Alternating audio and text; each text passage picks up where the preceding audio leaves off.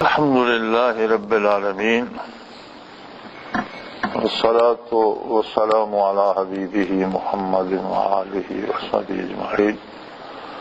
أعوذ بالله من الشيطان الرجيم. بسم الله الرحمن الرحيم.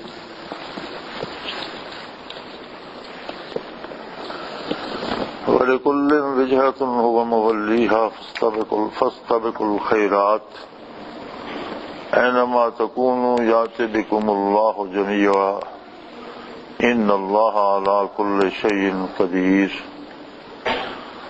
ومن حيث خرجت فول وجهك شطر المسجد الحرام وإنه للحق من ربك وما الله بغافل عما تعملون.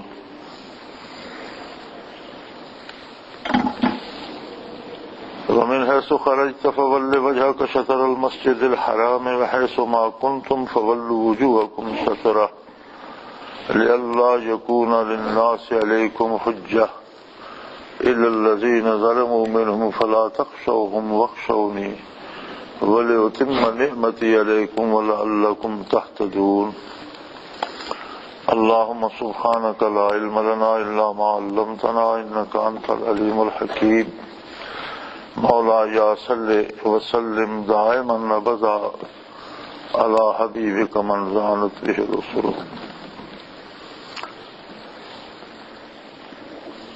ولكل وجهة هو موليها. ہمیشہ ہر ذی مذہب کا کوئی نہ کوئی قبلہ ہوتا ہے اور کوئی نہ کوئی قبلہ رہا ہے جس طرف وہ منہ کرتا ہے. اقوام عالم کی تاریخ میں یہ موجود ہے کہ کوئی بھی مذہب ہو اس میں کسی نہ کسی مقام کو کسی نہ کسی شے کو قبلہ مقرر کیا جاتا ہے جس کی طرف وہ سارے رخ کرتے ہیں. لیکن اصل بات کسی سمت میں رخ کرنا نہیں ہے، اصل بات اللہ کی اطاعت ہے. فاستبقوا الخیرات، نیکی میں سبقت لے جانے کی کوشش کرو. زندگی کا مدار، آخرت کی زندگی کا مدار، دنیا کی زندگی کا مدار اطاعت الہی پر ہے. نتائج کی بہتری اطاعت الہی پہ مرتب ہوتی ہے.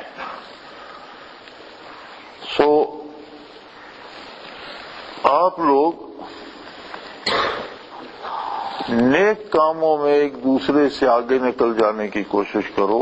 اپنا جتنی توفیق ہے، جس قدر ہمت ہے، تو نیکی میں کوشش کرو. اس لیے کہ اینما تکونوا یأت بکم اللہ جمیعا، تم جہاں کہیں بھی ہو، جس حال میں بھی ہو، دنیا کے کسی گوشے میں بستے ہو یا کسی طرح سے موت آتی ہے، کسی کو کوئی جانور نگل لیتا ہے، کوئی آگ میں جل جاتا ہے، کوئی کسی جگہ تباہ ہو جاتا ہے، ریزہ ریزہ ہو جاتا ہے، تو کوئی صورت بھی ہو، کہیں بھی ہو، اللہ کریم تم سب کو ایک جگہ اکٹھا کرے گا. یأت بکم اللہ جمیعا، اللہ تم سب کو ایک جگہ اکٹھا کرے گا. اس لیے کہ ان اللہ علی کل شیء قدیر، اللہ ہر چیز پہ قادر ہے. انسان سوچتے ہیں، بعض اوقات یہ بات سامنے آتی ہے کہ ایک شخص جل گیا جی، اس کی راکھ اڑ گئی، ذرات بکھر گئے.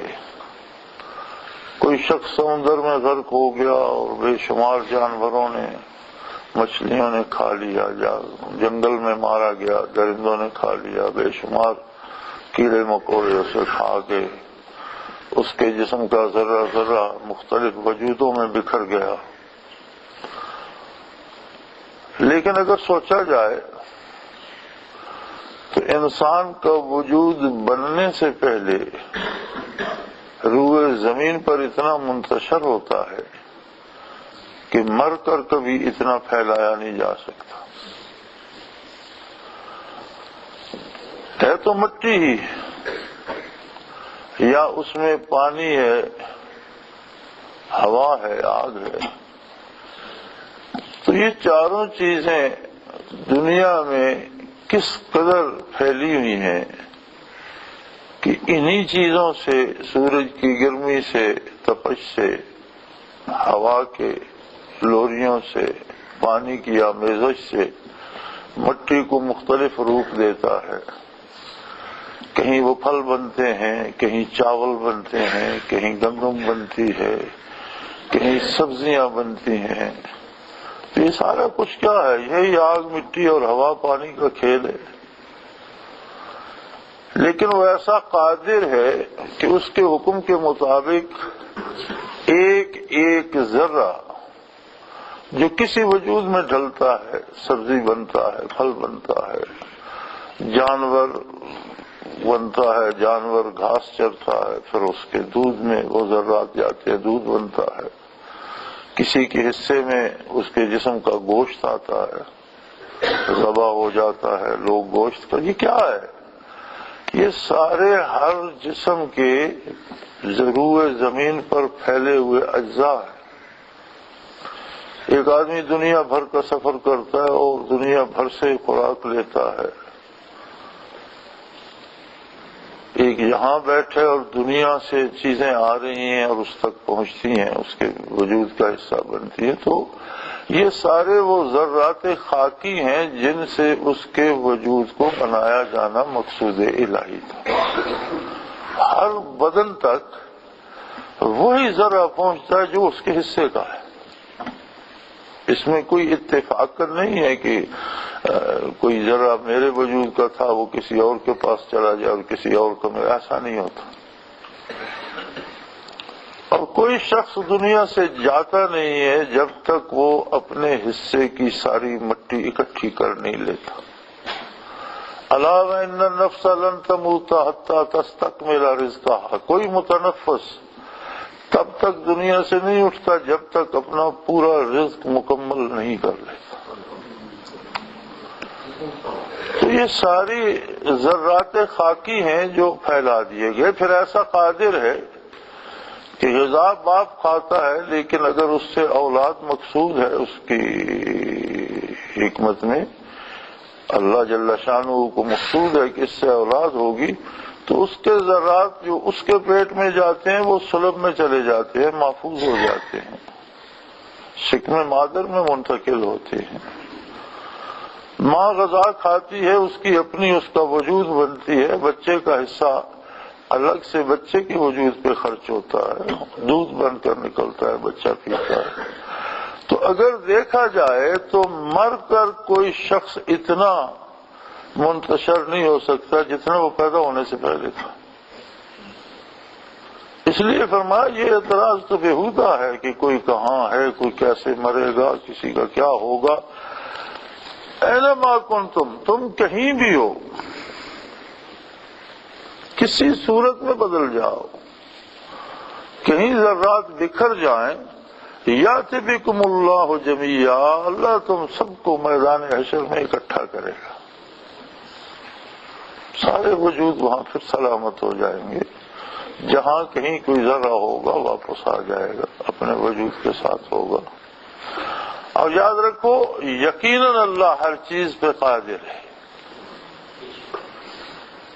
کوئی دلیل بھی نہ ہو تو جب اس نے فرما دیا میں ایسا کروں گا، وہ ایسا کرے گا، وہ ہر چیز پہ قادر ہے. اگر کوئی دلیل ہم دیتے ہیں تو محض اپنے آپ کو مطمئن کرنے کے لیے. ہم کمزور ہیں، ہماری سوچ انسانی سوچ ہے، اور ایسے لوگ دنیا میں موجود ہیں جو میڈیکلی یا فزیکلی ہم سے زیادہ جانتے ہیں. ان کی طرح ہم سوچ بھی نہیں سکتے. ہمارا اپنا ایک حد ہے علم کی، جاننے کی، ہم اس کے مطابق سوچتے ہیں. تو ہمیں جو کام بہت مشکل نظر آتا ہے ہم یہ سمجھنے لگتے ہیں کہ یہ تو بہت مشکل ہے.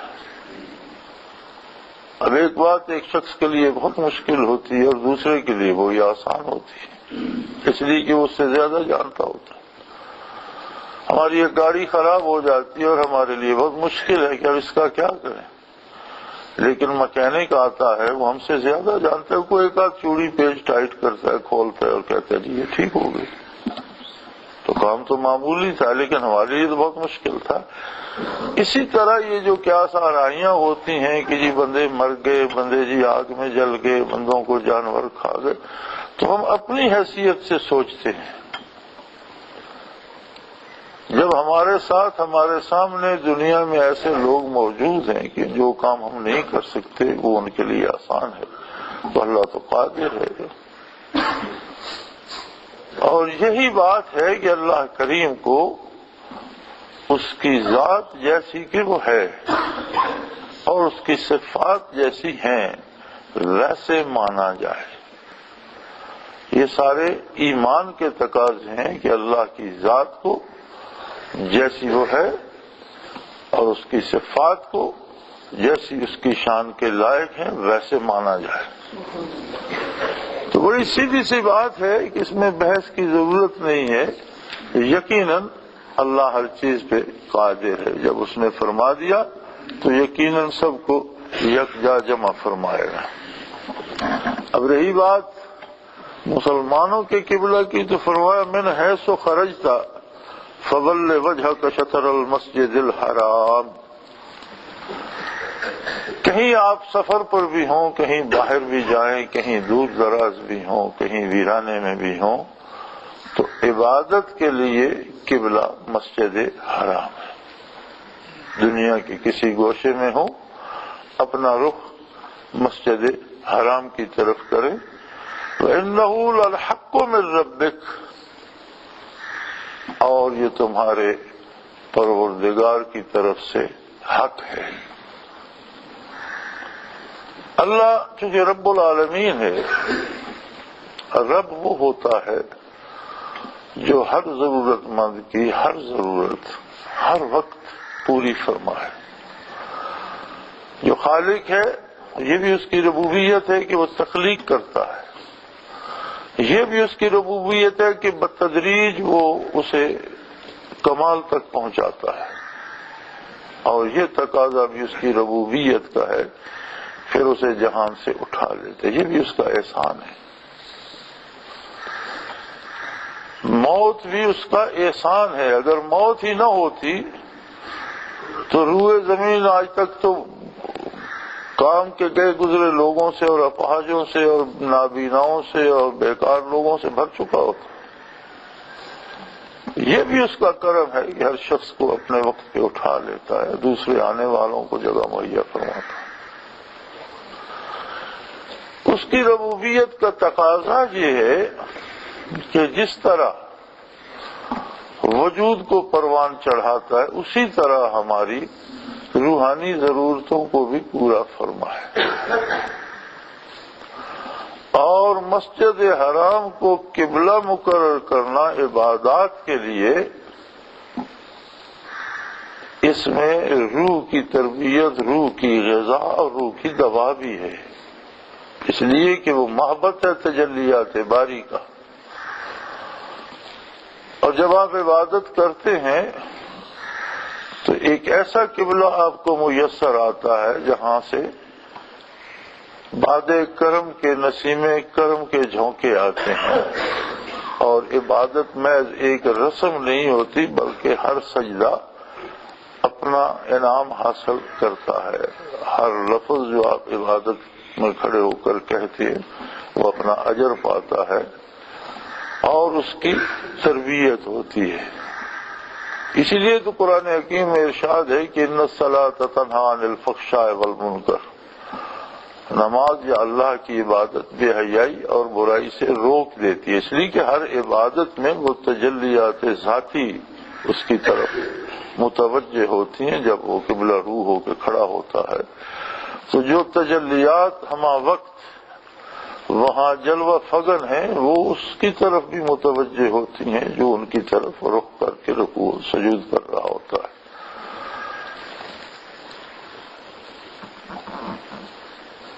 وَمَا اللَّهُ بغافل عما تعملون، اور تم کسی وقت بھی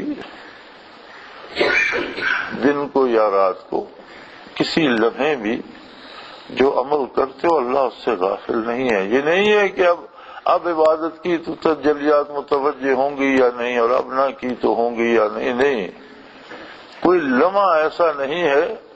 غفلت انسان کا حصہ ہے، اللہ کریم ہمہ وقت موجود ہے، اور جب بھی کوئی متوجہ الی اللہ ہوتا ہے اس کا کرم، اس کا ہاتھ تھامنے کو موجود ہے۔ وَمِنْ حَيْثُ خَرَجْتَ فَوَلِّ وَجْهَكَ شَطْرَ الْمَسْجِدِ الْحَرَامِ وَحَيْثُ مَا كُنْتُمْ فَوَلُّوا وُجُوهَكُمْ شَطْرَهُ۔ یہ تو ہو گیا اس کا ایک روحانی پہلو جو اس کی ربوبیت کا تقاضا ہے۔ اب اس کا ایک دنیاوی پہلو بھی ہے، اقوام عالم میں کیا بات ہوگی، ایک پہلو یہ بھی ہے۔ تو فرمایا آپ کسی طرف نکلیں یا کسی جگہ دور دراز موجود ہوں، زمین کے کسی گوشے میں بھی کوئی مسلمان موجود ہو، تو وہ وقت عبادت اپنا منہ اسی طرف کرے۔ یہ ان لوگوں پر حجت ہے جو اسلام کو نہیں مانتے، دلیل بھی ہے، بظاہر ایک دلیل بھی ہے کہ جن لوگوں کا معبود ایک ہے ان کا قبلہ بھی ایک ہے، جو دنیا میں جہاں کہیں ہوں اسی معبود کی عبادت کرتے ہیں، اسی معبود برحق کو مانتے ہیں، اسی سے اپنی ہر ضرورت طلب کرتے ہیں، اسی کی رضا کے لیے سارے کام کرتے ہیں، ان لوگوں کا قبلہ بھی ایک ہے۔ لِأَلَّا يَكُونَ لِلنَّاسِ عَلَيْكُمْ حُجَّةٌ، لوگوں کو تم پر اعتراض کی مجال نہ رہے کہ تمہارا رب تو تم کہتے ہو اللہ تو ایک ہے، اور عبادت مختلف سمتوں میں کرتے ہو، تو تمہارا اللہ کسی کا ادھر ہے، کسی کا ادھر ہے، کسی کا اس طرف ہے، تو یہ کون سا دین ہے؟ لوگوں کا یہ اعتراض بھی ختم ہو جائے کہ ایک اللہ کے ماننے والوں کا ایک رسول، ایک کتاب اور ایک قبلہ ہے۔ تمام انبیاء علیہ السلام کی نبوت کے ساتھ ایمان ہے، سارے نبی اللہ کے نبی اور اللہ کے مقبول تھے، لیکن اتباع صرف محمد الرسول اللہ صلی اللہ علیہ وآلہ وسلم کو ہوگا۔ آج کل بھی ایک پھر وبا چلی ہوئی ہے، اور مختلف لوگ مختلف اوراق اٹھائے پھرتے ہوتے ہیں، جی یہ تورات میں ہے، جی یہ انجیل میں ہے، اور مجھے حیرت ان علماء سے ہوتی ہے جو قرآن کریم کو ان کے مطابق ثابت کرنے کی کوشش کرتے ہیں، احکام قرآنی کو اس طرح سے ثابت کرنا چاہتے ہیں کہ یہ انجیل میں بھی تھا، یہ تورات میں بھی تھا۔ اگر تورات میں نہ ہو، انجیل میں نہ ہو، زبور میں نہ ہو، جو قرآن میں ہے وہ حق ہے، وہ کسی دلیل کا محتاج نہیں۔ جہاں تک ان کتابوں کے پڑھنے کا تعلق ہے، آج کل انٹرنیٹ پہ یہ بڑا شور چل رہا ہے کہ جی آپ ادھر کلک کریں تو آپ کو وہ تورات کی فلاں باب پڑھائیں، زبور پڑھائیں، یہ کریں وہ کریں، یا فلاں شہر میں فلاں ادارہ پڑھا رہا ہے۔ تو حق یہ ہے کہ سیدنا فاروق اعظم رضی اللہ تعالی عنہ مسجد نبوی کی طرف ہی تشریف لا رہے تھے، راستے میں ان کا کوئی دوست مل گیا جس کے پاس تورات کے کچھ اوراق تھے، تو اس نے انہیں تھما دیے کہ یہ کچھ اوراق میرے ہاتھ لگی ہیں، یہ تورات کے ہیں، اب ان میں دیکھیں کیا ہے۔ مسجد نبوی میں تشریف لائے، انہیں دیکھنا شروع کیا تو نبی اکرم صلی اللہ علیہ وسلم جلوہ افروز ہو گئے۔ حجرہ اقدس میں اور مسجد نبوی میں ایک کھڑکی تھی، حضور وہاں سے تشریف لائے۔ آپ نے پوچھا موسیٰ کیا ہے، عمر کیا ہے؟ یا رسول اللہ تورات کے کچھ اوراق راستے میں کسی نے مجھے دیے تھے کہ ان میں کیا ہے یہ بھی دیکھیں، تو وہ دیکھ رہا ہوں۔ آپ کا رخ انور متغیر ہو گیا. اور حضور اکرم صلی اللہ علیہ وسلم جب کبھی ناراض ہوتے تو چہرے انور متغیر ہو جایا کرتا تھا. سیدنا فاروق اعظم بھانپ گئے کہ حضور نبی کریم صلی اللہ علیہ وسلم کو تو اس سے سخت دکھ پہنچا ہے. آپ نے فرمایا یاد رکھو لو کان موسیٰ حی لما وسعہ الا اتباعی. یہ تو تورات کے اوراق کہیں سے پھٹے ہوئے آپ کو مل گئے, انہیں دیکھنے کا کیا فائدہ. اگر خود موسیٰ اس وقت زمین پر زندہ موجود ہوتے میرے اتباع کے بغیر انہیں کوئی چارہ نہ ہوتا. اپنی کتاب پر عمل وہ بھی نہ کرتے جو میں کہتا اس پر عمل کرتے, تو تمہیں تورات دیکھنے کی کیا ضرورت ہے. جو کچھ حضور علیہ السلام نے فرما دیا, جو کچھ اللہ نے فرما دیا وہ حق ہے اور وہ کسی دوسری گواہی کا محتاج نہیں ہے. ہاں اچھا, بعض حضرات کوشش کرتے ہیں کہ سائنٹیفکلی اسے سائنس کے ذریعے اسے ثابت کرے. اسے سائنس سے ثابت نہیں کرنا, بلکہ سائنس کو کوئی بات ایسی ملتی ہے جو حق ہے تو وہ حق قرآن سے ملے گا. اگر قرآن کہتا ہے تو حق ہے, ورنہ سائنس بھٹک رہی ہے. قرآن کو کسی دوسرے حوالے سے ہم نے ثابت نہیں کرنا, بلکہ کسی چیز کو سچ ثابت کرنے کے لیے قرآن کا حوالہ ضروری ہے, چونکہ قرآن ایک ایسا سچ ہے لا ریب فیہ جس میں کوئی شک نہیں.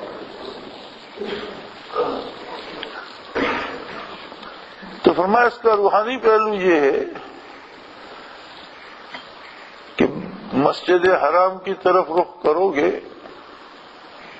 تو تمہاری عبادت کی ایک ایک حرکت, ایک ایک سکون, ایک ایک حرف, ایک ایک لفظ تجلیات ذاتی کو پائے گا, اور تمہارے روح کے ساتھ تمہارے بدن کی, تمہارے فکر کی, تمہارے ایمان کی, تمہارے کردار کی اصلاح ہوتی چلی جائے گی.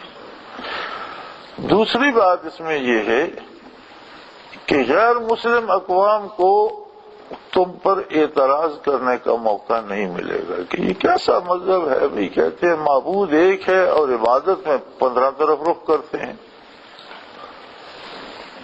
اِلَّا الَّذِينَ ظَلَمُوا مِنْهُمْ, ہاں ان میں بھی جو سخت نا انصاف ہیں اور جو اعتراض برائے اعتراض کرتے ہیں وہ کرتے رہیں. کتنا بھی مثبت جواب ہو, جواب کتنا بھی زبردست ہو, جسے محض اعتراض کرنا ہے وہ کرتا رہے گا. لیکن ایسے لوگوں کی پرواہ مت کرو, فلا تخشوہم, ایسے لوگوں سے کی پرواہ مت کرو, ان کے اعتراضات سے ڈرنے کی ضرورت نہیں ہے. واخشونی, ہاں میری ذات کا احساس دل میں زندہ رکھو کہ کہیں اللہ کریم کو میری کوئی بات ناپسند نہ ہو جائے. تمہیں حساب عوام الناس کو یا غیر مسلموں کو نہیں دینا.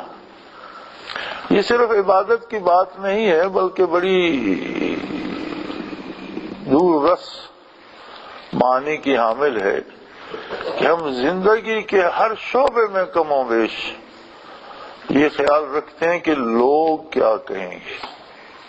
یہ ایک ایسا مسئلہ ہے جو نوع انسانی کے ساتھ چپکا ہوا ہے, اور بڑے مزے کی بات ہے کہ ہم ایسے کام کرتے ہیں کہ لوگ مجھے بھلا کہیں گے, لوگ اس پہ بھی برا کہتے ہیں اور اعتراض کرتے ہیں. لوگوں کا ایک خاص رویہ ہے, جو آپ کے دوست ہیں وہ آپ سے غلطی بھی ہوگی تو درگزر کریں گے اور کہیں گے کہ بھئی انسان ہے, غلطی ہو سکتی ہے, اور جو مخالفت کرنے والے ہیں وہ آپ نیکی بھی کر رہے ہوں گے تو وہ کہہ دیں گے جی شہرت کے لیے کر رہا ہے, نمائش کے لیے کر رہا ہے, آدمی تو اچھا نہیں ہے, پتہ نہیں کس نیت سے کر رہا ہے. تو فرمایا لوگوں کی پرواہ مت کرو, معاملہ اللہ رب العزت کے ساتھ سیدھا رکھو. جو کام بھی کرتے ہو اس میں یہ سوچ ہونی چاہیے کہ یہ کام کرنے سے اللہ کریم خفا تو نہیں ہوں گے, قبول فرمائیں گے, راضی ہوں گے. اس کی دلیل ہے میرے پاس یہ سنت کے مطابق ہے، یہ حضور کے ارشاد کے مطابق ہے، یہ قرآن کے حکم کے مطابق ہے، تو فرمایا فلا تخشوہم واخشونی. اور یہ اس لیے نہیں کہا جا رہا کہ اس میں کوئی اللہ کا بھلا ہے یا اللہ کی کوئی مدد ہو جائے گی، نہیں، ایسی نہیں بات یہ ہے کہ اگر تم یہ معیار بنا لو کہ ہر کام کو، ہر بات کو اس انداز سے سوچ کر کرو کہ کہیں اللہ کی ناراضگی کا سبب نہ بنے اور اللہ کی رضامندی کا سبب بنے، تو اس کا نتیجہ یہ ہوگا وَلِأُتِمَّ نِعْمَتِي عَلَيْكُمْ وَلَعَلَّكُمْ تَهْتَدُونَ، تاکہ میں اپنا انعام تم پر تمام کر دوں،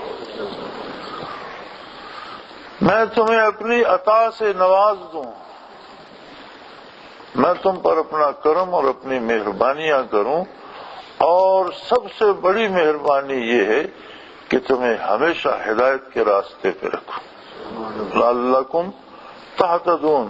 ہمارا معیار یہ ہوتا ہے کہ کسی کو زائد پیسے مل جائیں، دولت مند ہو جائے تو ہم سمجھتے ہیں اس پر اللہ کا بڑا کرم ہے، کسی کو اقتدار مل جائے تو ہم سمجھتے ہیں اس پر اللہ کا بڑا کرم ہے. بلکہ میرے ایک دوست ہیں، تو ان کے کچھ دوست ہندوستان میں ہندو بھی نہیں، وہ ہندو بھی نہیں ہے، بے دین ہے. ہندوؤں میں اب ایک نیا طبقہ آ گیا ہے جو بالکل بے دین ہے، اسے وہ اپنی زبان میں ناستک کہتے ہیں، اور اب وہ ہندوستان میں اتنا عام ہو گیا ہے کہ عدالت میں بھی کوئی جائے تو وہ پہلے پوچھتے ہیں کہ تم آستک ہو یا ناستک ہو، یا تم کسی خدا کے ماننے والے ہو یا سب کا انکار کرتے ہو.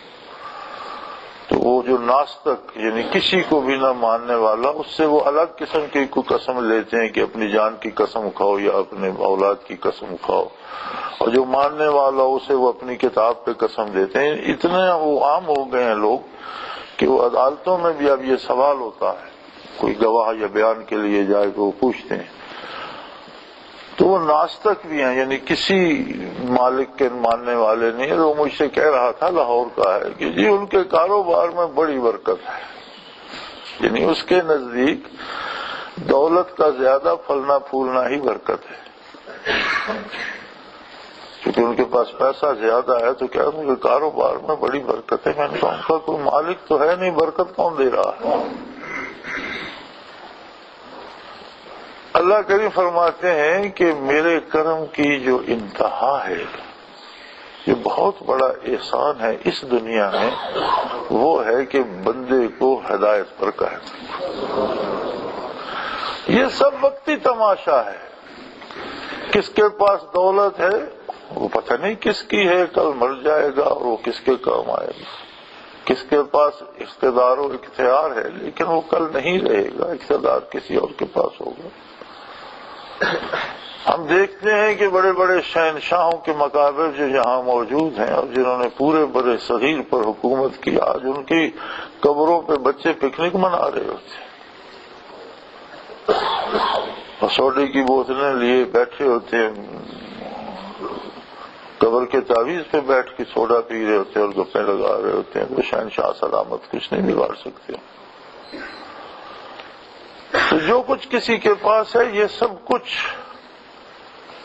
ایک وقت کے لیے، ایک مدت کے، اور اس میں بھی اللہ قادر ہے. بے شمار دولت دے دیتے اور بندے کا کھانا بند کر دیتے، کوئی چنے کھا رہا ہے اور کوئی جو کھا رہا ہے، گندم کی روٹی نصیب، ایسے امراض لگا دیتا. اس کا اپنا وہی ہے جو اللہ کی راہ میں کام آیا، اور یہ ہوتا ہے، اس کا مدار ہے ہدایت پہ. فرمایا لِأُتِمَّ نِعْمَتِي عَلَيْكُمْ، تاکہ میں تم پر اپنا انعام مکمل کر دوں، وَلَعَلَّكُمْ تَهْتَدُونَ، اور یہ کہ تمہیں ہمیشہ حق پر قائم رکھوں، ہدایت پر قائم رکھوں. تو دنیا کا اپنا ایک نظام ہے جسے ہم اپنی نظر سے دیکھتے اور سوچتے ہیں. اللہ کریم فرماتا ہے کہ تمہاری نظر محدود ہے، تمہاری سوچ محدود ہے. تم اسے اللہ کی کتاب کی نظر سے دیکھو، تم اسے رسول اللہ صلی اللہ علیہ وآلہ وسلم کے حوالے سے دیکھو. نبی کریم صلی اللہ علیہ وسلم نے ایک چارپائی پہ آرام فرمایا، اور وہ چارپائی کھردر باندھ کی بنی ہوئی تھی اور اس پہ کوئی چیز بھی نہیں بچھی ہوئی تھی. سیدنا فاروق اعظم رضی اللہ عنہ حاضر ہوئے تو حضور اٹھے تو غالباً آپ صلی اللہ علیہ وسلم نے ایک قمیض اتاری ہوئی تھی تو جسم اطہر میں وہ باندھ گھس گیا تھا، اس کے نشان پڑ گئے. تو فاروق اعظم رضی اللہ عنہ کی آنکھیں بھر آئیں اور آنسو ٹپک پڑے. تو حضور نے پوچھا کیا بات ہے کہ یا رسول اللہ کیسر و کسرا تو کافر ہیں اور بڑے بڑے محلوں میں بڑے بڑے آرام دہ بستروں پہ عیش کریں، اور اللہ کا رسول جو فخر دو عالم ہے اس کے وجود اطہر میں باندھ گھس گیا ہے. تو آپ صلی اللہ علیہ وسلم مسکرا پڑا، فرمایا کہ عمر دنیا کی قیمت اللہ کے نزدیک اگر ایک مچھر کے پر کے برابر بھی ہوتی تو کافر کو ایک ذرہ بھی نہ دیتا. تم یہ نہیں سمجھتے کہ یہ عارضی دنیا، وقتی اور لمحاتی دنیا جو ایک چھلاوا ہے یہ ان کے لیے ہے، اور آخرت جو ابدی اور ہمیشہ کی ہے وہ ہمارے لیے ہے. تو ہم بھی اپنی کمزوریوں کی وجہ سے یہ سمجھتے ہیں کہ کسی کو دولت مل گئی یا اقتدار و اختیار یا طاقت مل گیا تو اس پہ بڑا اللہ کا کرم ہے. فرمایا جس پہ میرا کرم ہوتا ہے اسے میں ہدایت میں آگے بڑھاتا ہوں، اپنے قرب میں اسے اور آگے جگہ دیتا ہوں، وہ دوسروں کی نسبت زیادہ میرے نزدیک ہوتا ہے، ہدایت یافتہ ہوتا ہے، زیادہ عبادت کرتا ہے، زیادہ مجھے یاد کرتا ہے، میرے ساتھ اس کا تعلق زیادہ مضبوط ہوتا جاتا ہے. آخر دعوانا الحمدللہ رب العالمین.